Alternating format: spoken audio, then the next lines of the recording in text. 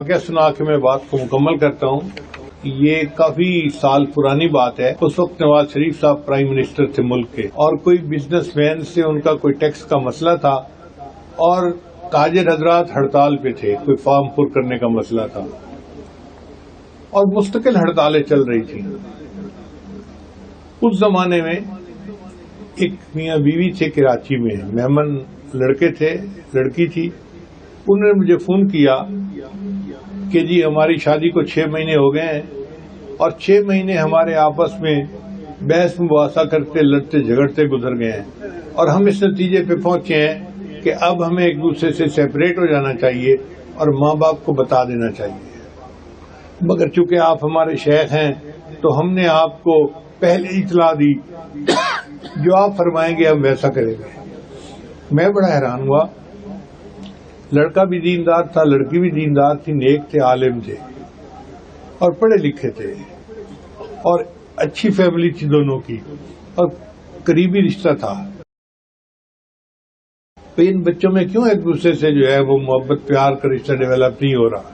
میں دونوں سے بات کروں گا, پھر میں آپ لوگوں کو بتاؤں گا.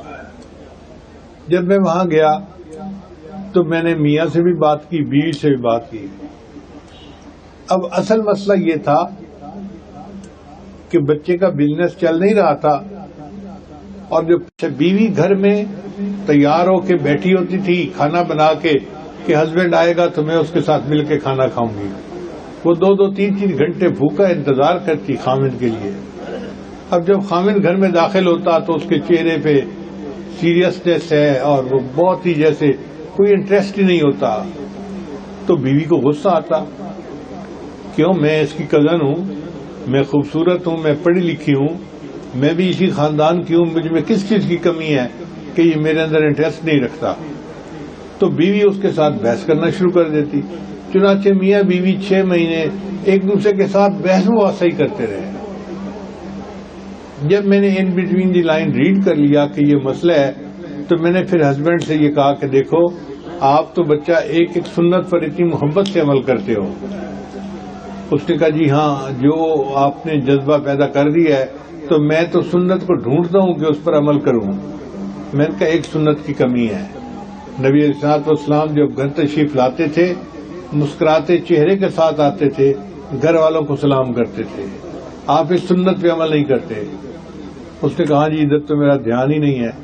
میں نے کہا آج کے بعد آپ جب شام کو دفتر بند کرنے لگو نا, تو دفتر بند کرنے سے پہلے جو بزنس کی پریشانی ہے ان کی گٹری کو بھی دفتر میں رکھ کے اس کو لاک لگا دیا کرو.